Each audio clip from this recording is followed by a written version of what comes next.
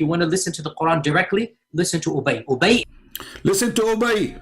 But in their video, they said, listen to Bart Ehrman. In the Muhammadan videos, they say, listen to this guy.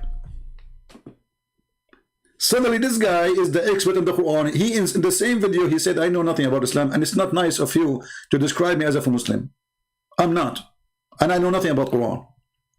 So, the one who knows a lot about the Quran, he confirmed that Quran does not really exist. Even your prophet says there is 7 Quran, and where are they? And they are obviously different. And you know, for us, they are different or not, who care? The Quran is different or not, is a stupid Quran. When you have to make a video saying it did not appear, you know, it's not Allah saying the sun setting in murky water, this is how it appeared to Alexander the Great. That is hilarious. That is enough for us to prove that you are ashamed of your book and you are desperate trying to find a solution. Because nowhere, I mean, is your God, Allah, is lacking in Arabic language? Isn't it the Quran is so clear? Where it says, so he thought and appeared to Alexander the Great. I mean, guys, the Quran is so clear to the point we have to add the word appear. Where? Can't Allah say, it appeared to him, he thought? The Quran is so clear, it says, when he reached the sitting place of the sun. Where is that? Where is the sitting place of the sun? He reached where? The sitting place of the sun. The Muslims, they say, oh, like when he arrived there, it was sun setting. Abdul, it says the sitting place of the sun. Not he did walk until the sun set time. The setting place of the sun. He kept going. This guy, he spent his life traveling. It's not one day journey. Because every day the sun set. He kept going with his army until he reached the setting place of the sun. So how you can cover that? He thought, he found that who is talking Allah, sitting in spring of life. So when the Muslims, they try to cover the stupidity of Muhammad, who is copying a story written by even a Christian person. The one who wrote this story is a Christian person from Syria. This is a fiction story about Alexander the Great. And he is the one who called him the man with the 2 horns. So this dummy Muhammad, he took the story, which is a fiction story, he put it in the Quran, claiming that this is from Allah. And at the same time, the one who get him busted is the Jews. They ask him, what do you think about the prophet? His name is the man with the 2 horns. So they imply to him, but the trick is, we will say to him, he is a prophet. What do you think about the prophet Zulqarnain? So the stupid Muhammad, he got the bait. So he made him a prophet. Suddenly Zulqarnain, or Alexander the Great, is a person who is sent by Allah, and Allah is the one who gave him all what he needs, knowledge, everything. And you will see here the one is talking is not even Zulqarnain. It is Allah reporting his story. And they ask you about Zulqarnain. This is confirmed the story that the Jews asked Muhammad, what do you say about this prophet? So Muhammad, he said, okay, Allah told me, I shall recite to you something of his story. Who is talking? Allah. Verily we established for him the earth, and we gave him the means of everything. Is that including the knowledge? To the point he thought the sun set in murky water according to you? So when you see this Abdul trying to defend the stupid Quran, which is not only not preserved, but we wish it is preserved. For me, I don't want anyone actually to prove that the Quran is not preserved, because this is not helpful for me in my mission. We want the stupid Quran, stay stupid, preserve Quran. When we go in the Hadith, and we find that the goat ate the Quran, why you did not mention to Bart? What do you think about somebody? He have a book, and then there is a verse or verses in the Quran, but been eaten by a goat. Do you think the verses are preserved inside the stomach of the goat until now, based on your study?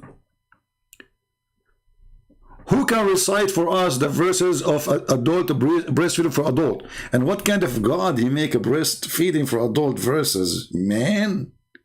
And I believe strongly, it is not the goat who ate those verses. It is someone or many like Muhammad Hijab. They don't like it.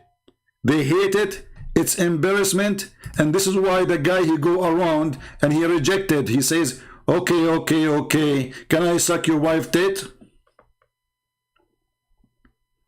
He was talking to a Muhammadan like him, a sheikh, a shaky sheikh. His name is Muhammad. Saying to him, okay, okay, so you agree with this this statement that Allah, he sent verses, breastfeeding for adult? Okay, okay, okay. Can I suck your wife tits?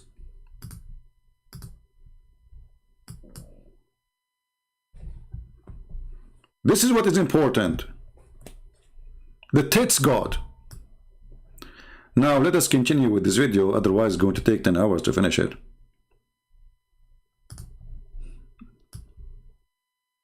Even though the video is very short. Not interested in whether Jesus was the Son of God, because I don't think there's a God.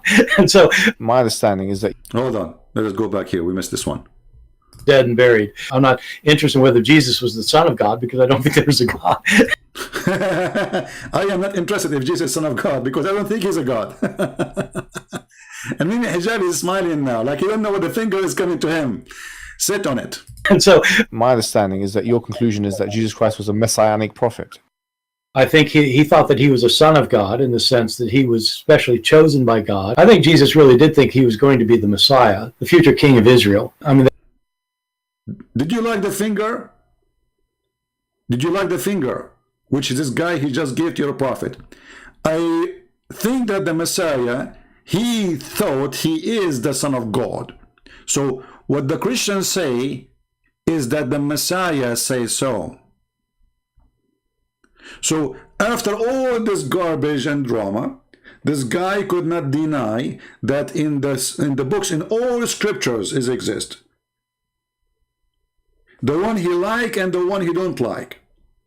All of them, they agree that the Messiah, he thought that he is the Son of God. Listen to that, he thought. Because I don't think there's a God. And so my understanding is that your conclusion is that Jesus Christ was a messianic prophet. I think Jesus Christ was messianic prophet. What? Jesus Christ was messianic prophet? I need to drink camel urine with this one. Let it go. I think he thought that he was a son of God in this. He thought he is the Son of God, and Mimi Hijab is biting his lips. So it's true. It's true. The Christian, they are not wrong.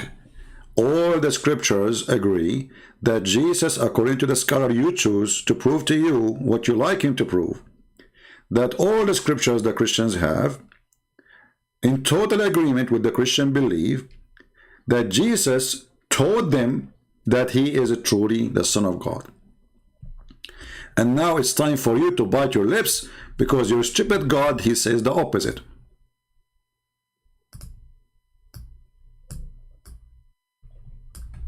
So when this verse in the Quran come to existence, proving to us that Muhammad is a fraud, he is a scam, and your guest get him busted, because truly Jesus himself, he thought, according to your guest, he thought, not the Christian, they thought, that the Christian made him later, that the Christian believe in a lie. The one who thought that he is the Son of God is Jesus. This is your guest giving you a finger. How many fingers? I mean, I'm out of fingers now. So when the stupid Quran says that the Christian, they say the Messiah is the Son of Allah, supposedly that is means Son of God. This is their saying from their mouth. This is what they fabricate. They disbelieve when they say that. But what this guy just said, that true, Jesus, he taught. So when the Abdul, they say, Where Jesus says, I am God, worship me. Bart Ehrman says, well, Jesus taught that. Yes, he did.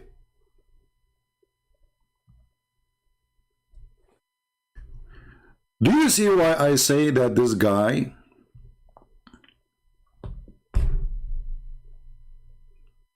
is priceless? Who is the next interview will be with? Trump? I advise you to make an interview with Joe Biden, you know the thing.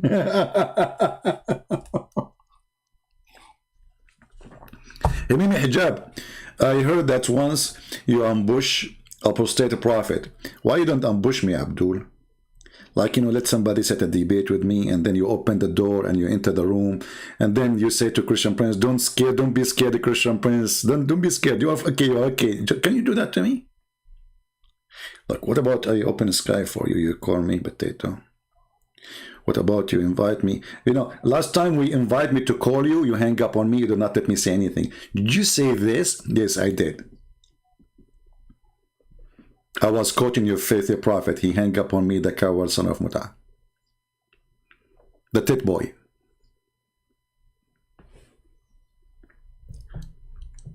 So the poor Muhammadan, they are desperate to prove themselves, and then what they do, they dig holes into their own prophet butt. I don't know how big the hole is there right now, but it is a huge. And that is confirmed by their own scholars. Caused confusion to somebody whom the Prophet ﷺ said, if you want to listen to the Quran directly, listen to Ubay. Ubay is not some even average Sahabi. Ubay is not Barack Obama or Bart Ehrman or Borat. This is Ubay, brother, Ubay. I mean, when Ubay, he says he's going to leave Islam, that means Islam is really a BS. By the way, some people, they might think now I'm saying a bad word. BS is not what you think. BS is mentioned in the Quran because Allah, he said, Allah will abrogate Quran and he, you know, will make a BS. What does that mean? He will make a better or similar. I mean, do you see the preserved Quran? Even the Quran says that Allah himself don't want you to preserve the Quran. He will cause you to forget the Quran. It's in front of you. Chapter 2, by the way, chapter 2 is the cow chapter, in case you are a Hindu. Just take a note. You know, you might invite your guru to believe in Islam too. Because, I mean, the biggest chapter in the Quran is the cow chapter. Think about it. So, whatever a verse, between two brackets, revelation. Verse is revelation. We abrogate or cause to be forgotten. Like, what the heck? So the whole argument here that the Quran, Islam is preserved, and then we find that even the stupid God of the Muhammadan says Allah himself, he caused them to forget the Quran.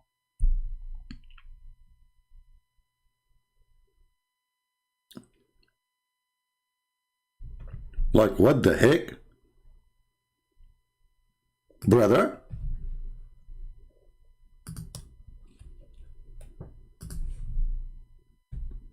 Allah will cause the Muslims to forget what? I mean, if it's a song, I will say it's a song. To forget his revelation? Let us go Zach and Naik.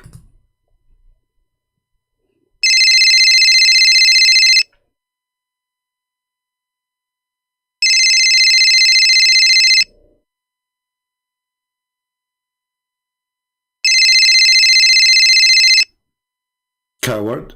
He's not answering. Let us call him in his grandmother's house. Phone. Old phone. Because there is no caller ID, you know.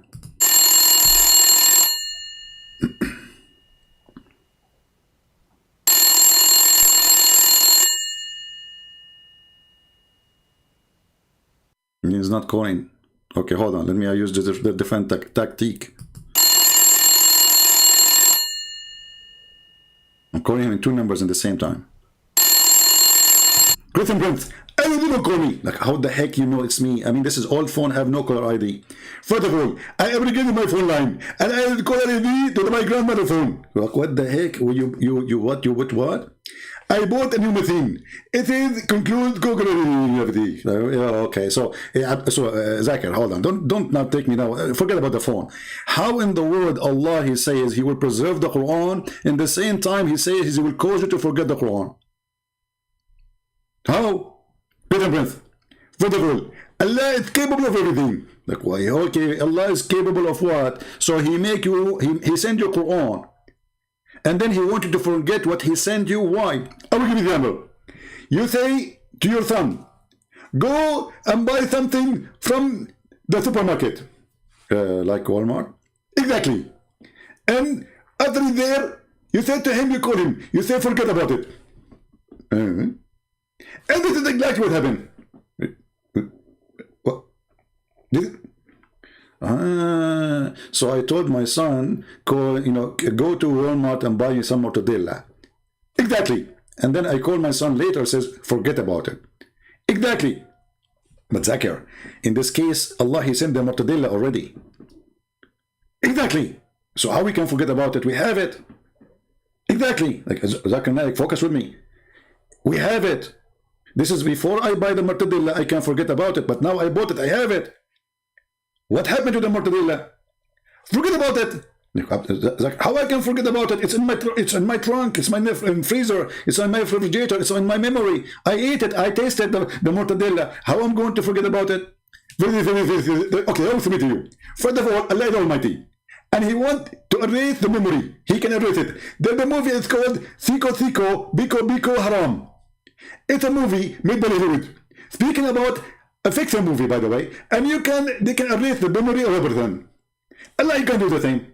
If they can do that in the movie, Allah, He can do even better. So, brother, Allah, He sent Quran, and then after He sent the Quran, He caused us to forget the Quran. Is that what you are saying? Christian Prince, I know you are very slow, and the reason for that, because you don't drink camel urine. Yeah, that's true. I don't drink camel urine. I'm telling you, drink camel urine and you will understand better. Allah, He sent the Quran, but then when He sent the Quran, He said to Himself, I'm not going to send the Quran because this Quran is not the same as the Quran. So Allah will make similar Quran or better Quran, and He will send Quran so you can read the Quran, and that will do it, forget the Quran. And this is the only way we can do it. We have to abrogate the Quran. And if we abrogate the Quran, we forget the word Quran. And because abrogated the Quran, so we could have forgot the Quran. Zakir Naik, hold on. I feel like I fainted or something. Give me a second. Drink water. Exactly. And you get to prove the Quran. Allah in the Quran said, what does that mean? That means Allah, He made from the water every living thing. Is the Quran water too? Don't say topic. It's you talking about the water now, not me. So, Zakir Naik, Allah sent Quran and now you forget the Quran. Prove it. Zakir, prove it.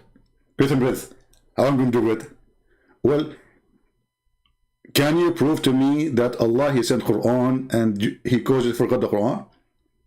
Yes, I can prove it to you. Okay, go ahead. Abdul, hold on. This is a verse in the Quran? No, Christian Prince. This is what a verse in the Quran. Okay, what happened? Allah, He caused us to forget. But you idiot, you just recited it. I did? You did right now. So how Allah caused you to forget the verse and you still have it in your memory? First of all, it was my mistake. Sometimes Allah, He caused you to erase, but not everything. So look like there is some verses and not erased. Thank you. Zakir,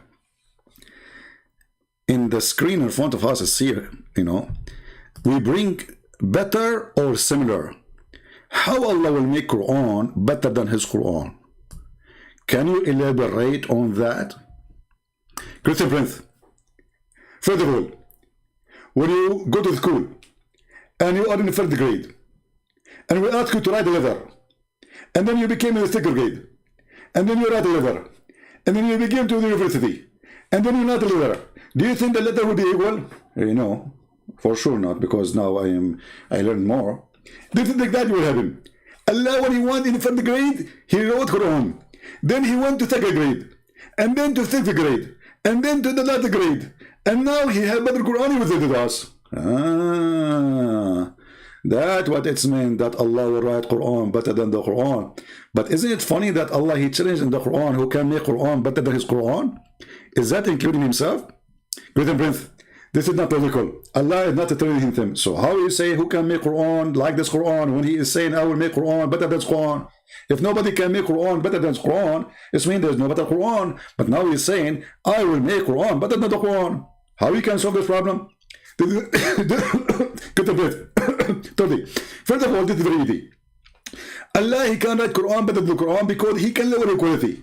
He can what? He can lower the quality. So when he wrote the Quran, it was the lower quality. And then he decided to increase the quality. He lowered his quality, so he was cheating. Do you think your God, Allah, is coming from the Chinese communist government who cheat and everything? Is that what you mean? Prince, I have to go. Like, hold on, we did not finish yet. It says here, or similar. So what's the point of making me forget Quran if you want to send me similar Quran? How we can solve this one? This is very easy. As an example, you say to your wife, I love you, honey. Okay. And then Allah, he called you to forget that sentence. Okay. And then Allah, he sent you a sentence to say it. Okay, like what? Honey, I love you. So Allah will make you forget about I love you, honey, and then he will send you a verse similar, honey, I love you. Exactly. And now I get to Bathid. Okay, exactly, hold on. So why he did that? Because Allah, he don't like us to be bored. So as an example, you know, you keep repeating the same word. It doesn't make sense. So Allah will give you the word. But now the second word will be boring too. Is he going to send similar again and they change it? Allah, he stopped sending similar after the Prophet of Prophet Muhammad. So after Muhammad, he died, there's no more similar. Exactly. But this is very boring. You just said, if in the time of Muhammad it was boring, so you have to replace it. I mean, after 1400 years, this is extremely boring. And you Muslim, you keep singing the same thing. Like, you sing here, and send you better or similar. And this is something you say for 1400 years. How boring and how silly. And don't forget, it says, no, you not that Allah able of all things. This is how Allah, he proved his ability by saying he can make better Quran or similar Quran. Zakir? Zakir? Zakir? Well, look like Zakir, he hang up. Okay.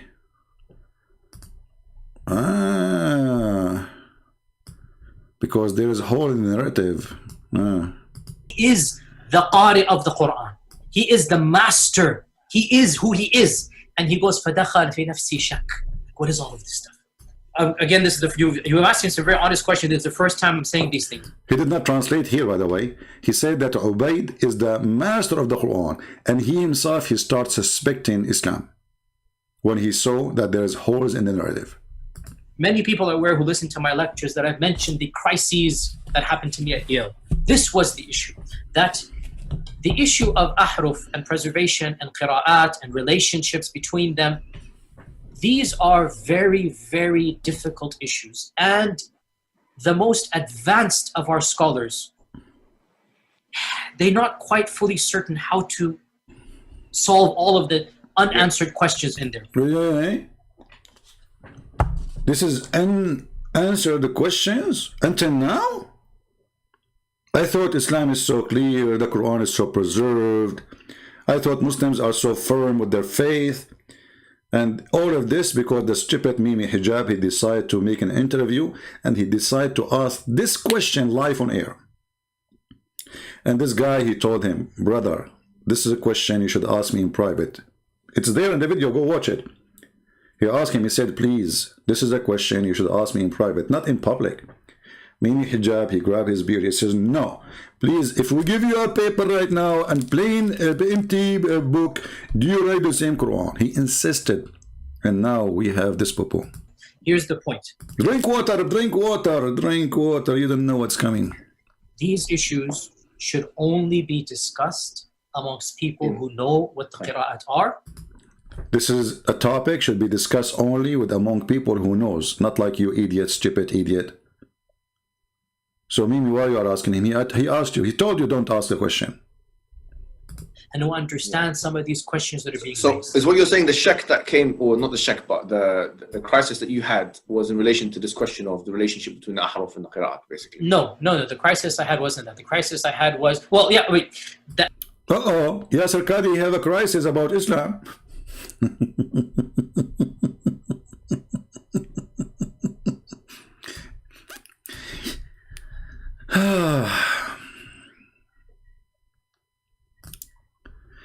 I'm going to go to this guy just to show you that Islam is nothing but a pagan cult. He will tell you that there's no difference between the pagan who pray around the Kaaba worshipping idols and Islam. Plain and simple. Listen carefully. It's the same belief of the pagans and the idol worshippers. What? Who is the same belief? The Muslim today, you mean? Cool. The vast majority of them, of the people, the inhabitants of earth, would not believe in Allah except while committing shirk. Okay. What is their belief in Allah Azza wa Jal? What is that? It's the same belief of the pagans and the idol worshippers. Are you serious? Yeah. Yeah. The pagans and the idol worshippers used to believe that Allah is the provider, that Allah is the giver of life and death, that Allah is the creator, that Allah is the facilitator of their affairs. Do you hear? It's all over the Quran. If you read the Quran. Did you hear? Those are the pagan. The pagan, they believe in Allah. They believe He is the provider. They believe He is the creator. The pagan. Listen carefully. While committing shirk. What is their belief in Allah Azza wa Jal? It's the same belief of the pagans and the idol worshippers. Are you serious? Yeah. The pagans and the idol worshippers used to believe that Allah is the provider, that Allah is the giver of life and death, that Allah is the creator, that Allah is the facilitator of their affairs. It's all over the Quran. If you read the Quran, don't look to scholar so-and-so differed with scholar so-and-so. Go to the sources. The Quran says to us in black and white that pagans and idol worshippers believed in Allah Azza wa Jal. Exactly. This is their belief, but they associated others with Him. Through invoking them.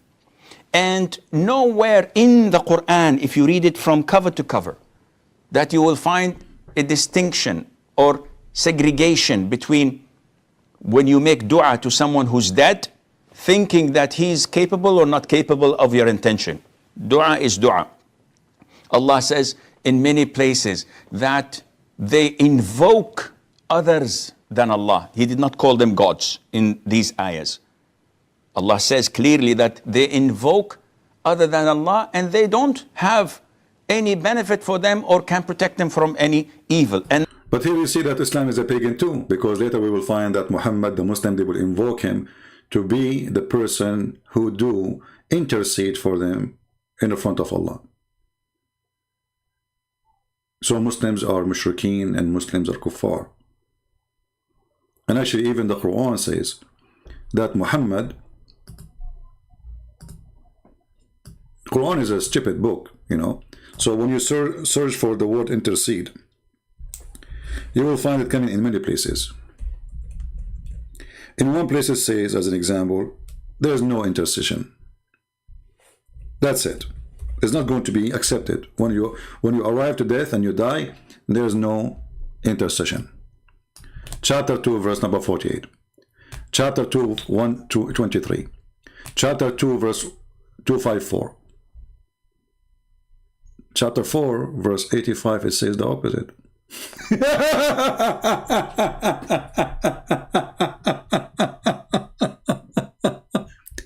Chapter 19, verse number 87, it says the opposite. Chapter 20, it says the opposite of 19. But look, Muhammad, he started adding his name because Muhammad, he wanted to be God. So he says, when you go here, it says, fear the day, between two brackets, the day of judgment, when a person shall not avail another, nor will intercession be accepted from him, nor from anyone else. Do you see it? No intercession. Okay, this is chapter 2, verse number 48. Move a little bit. It says the same. Fear the day of judgment. This is 123. When intercession will not be accepted. Not by anyone. Nobody can help. Okay. Go down a little bit. Suddenly Muhammad, he start adding himself as God. He is the one who is the Son of Allah, who can give intercession. Listen carefully.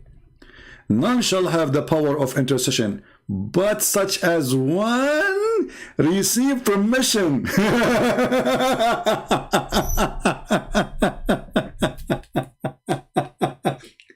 But this guy, he just said that the one who invoke a person,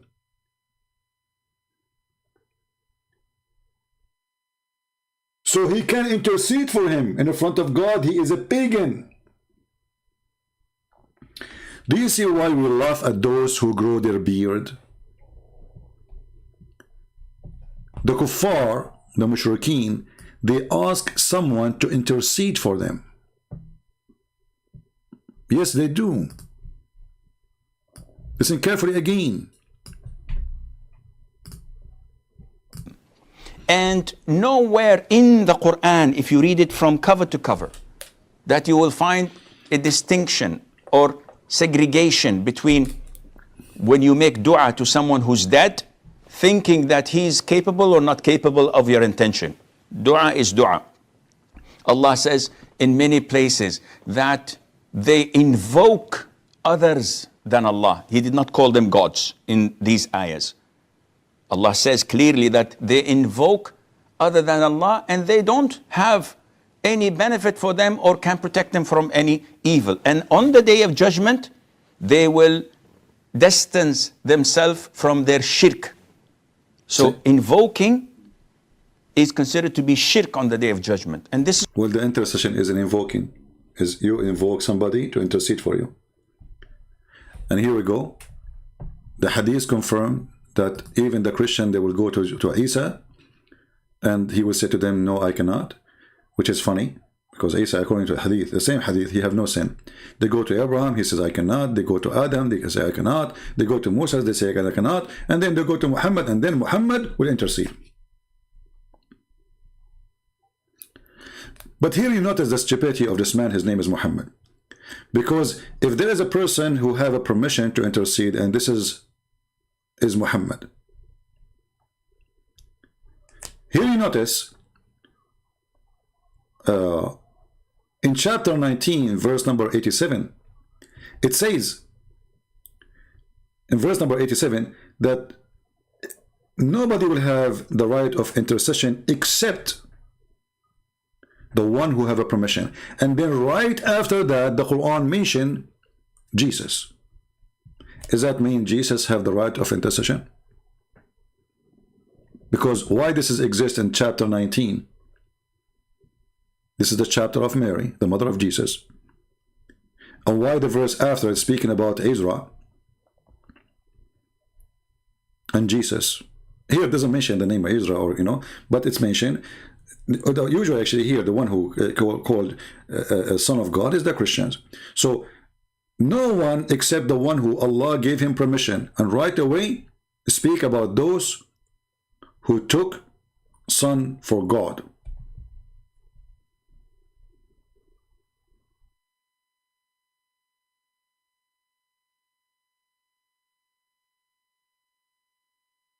And as long as not allowed to anyone to do intercession except the one who is giving permission, and if we assume that Muhammad was giving permission, then how Muhammad he said this, that he cannot even intercede to himself?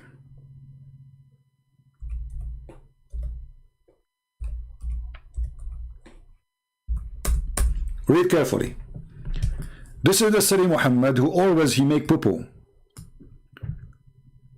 Abu Huraira reported. Abu Huraira mean like this is a word mean like the catty. I don't know what the word in the kitten, the father of the kitten, because he used to molest a lot of cats. So Abu Huraira, the father of the cats, reported The Messenger of Allah saying, none of you will be rescued by his work. Okay, we got that. He was asked, if not even he would. Do you see it? He who? He Muhammad.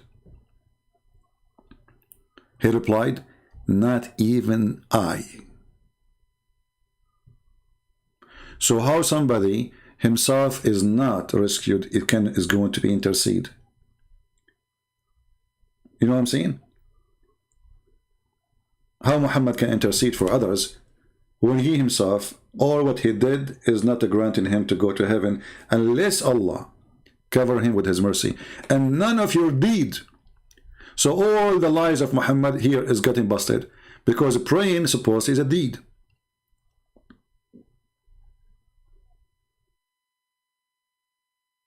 Fasting is a deed. Doing jihad is a deed. Raping Christian women, Christian, Jewish, Hindu women is a deed. All ISIS members, they are seeking deeds so they can build an account with Allah, so he will increase the size of their penis and will give them extra women for sex. Here Muhammad destroy every stupid thing he said before, because all the work you did, which is your deeds, including prayer, fasting, etc., is not useful. It means nothing.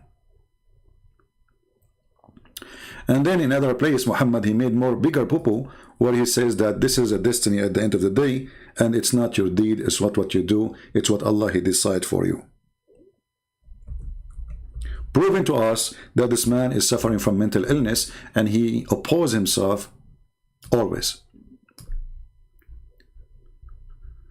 When Muhammad, he mentioned this, that a person of you,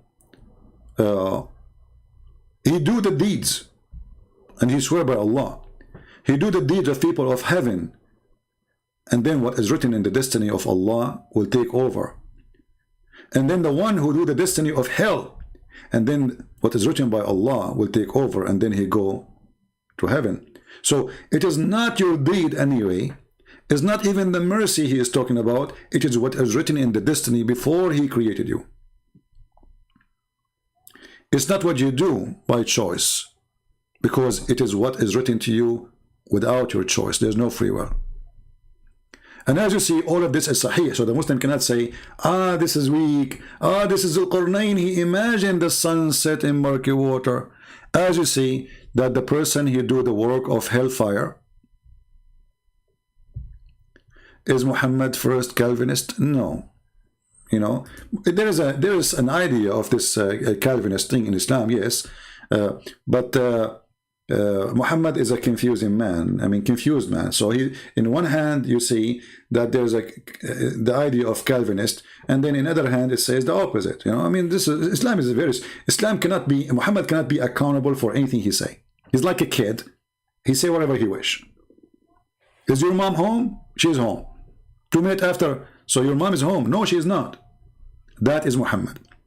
So you cannot take Muhammad accountable for anything and the proof in front of you, because if your deed will not be considered. Let us go back to the previous hadith. If your deed is not going to save you, and we just showed you the hadith and the reference, so if the deeds will not help,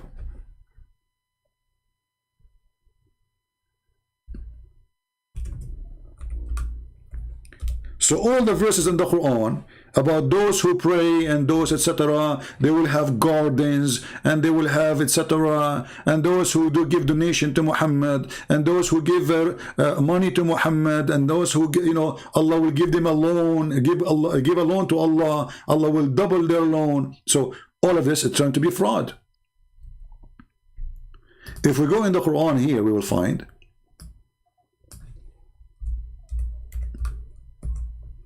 the promise of the God of Islam, supposedly, that he will give you gardens because of your deeds.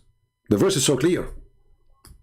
And give a glad tidings to those who believe and do righteous good deeds. And here I want to remind the Christians, when Muslims they say we believe in righteous good deed, it is not righteous and it's not good deed. Good deed is to do jihad and kill you. Good deed is to take your children. Good deed is to attack the Roman. Muhammad says, attack the Roman and get the blondie. This is the good deed of a Muslim. Today the Muslim, they try to present to you Islam is different, painted Islam, you know, with sugar coating. And even some false Christians, they adopt what the Muslims, they lie to us about. As you see here, Muhammad, he is promising them that if you do good deeds, gardens for you. So what we would do with this hadith, which is very authentic. This is in Al-Bukhari and this is a Muslim. There's no guarantee. And what we would do with this hadith, and this is in Al-Bukhari and this is a Muslim. That is not what you do, it is what written by Allah. Read carefully here. It says here as an example, by him paradise whom there in heaven, Muhammad swear by his God, that one amongst you act like the people of deserving paradise, until between him and paradise there is remaining but a distance of a cubit. Like there's an arm between you and the heaven. That's it, you're there.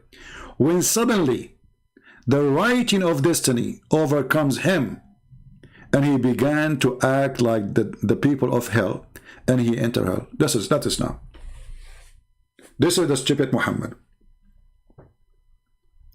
So I don't see too much difference between Muhammad 1400 years ago and Muimi Hijab, who bring people to interview so they can get his prophet busted,